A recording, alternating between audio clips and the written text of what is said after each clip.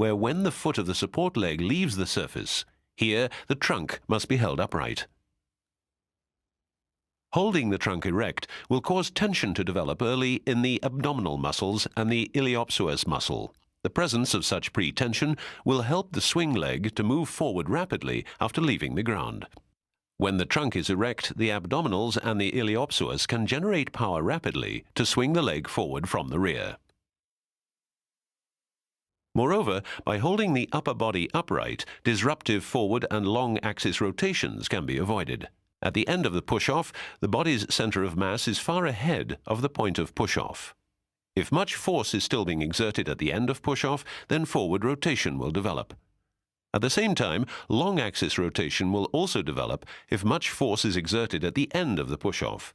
If the left leg is used for push-off, then longitudinal rotation will develop as the left shoulder moves forward. Both types of rotation must be neutralized during the next pace. This can be achieved by placing the foot somewhat ahead and by increasing the ground contact time.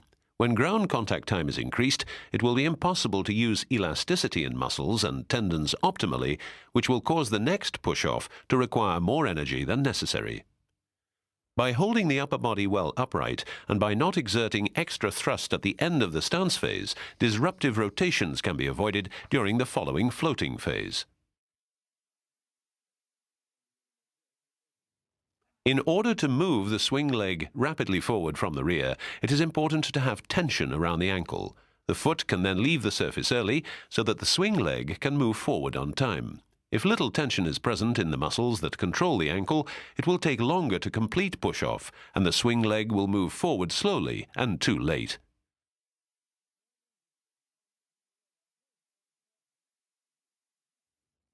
Even in good runners, one will find differences in how far the knee is stretched at the end of push-off. Some runners stretch the knee completely, but without applying any force.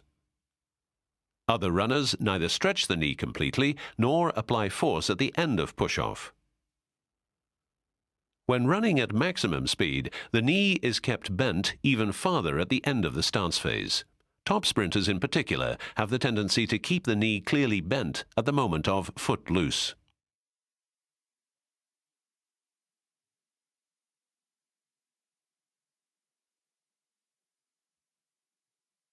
The floating phase lasts as long as there is no ground contact. This phase can be divided into two parts.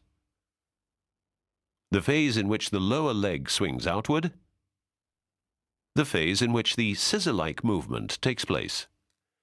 During the first part of the floating phase, the lower front leg swings outward, its hamstrings tighten, causing tension to develop early in the muscles.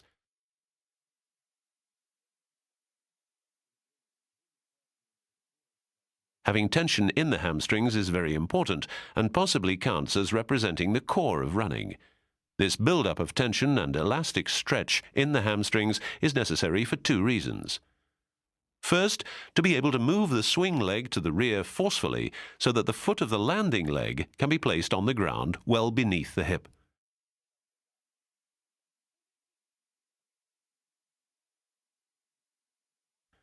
Second, to make push-off reactive during the support phase. This phase is so short that it is nearly impossible to build up power in the leg muscles only upon landing.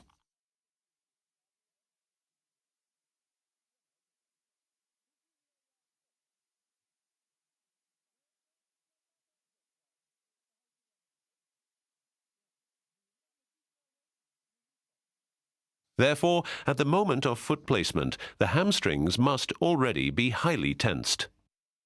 The push-off can be compared to the blow of a hammer on a nail. The energy needed to strike the blow derives from the swing and resembles the scissor-like motion. At the moment when the nail is struck, comparable to an active landing, no extra energy will be needed. In order to work efficiently in this manner, the hammer must drive the leading foot quickly to the ground and the leg must be sufficiently stiff at the moment of contact.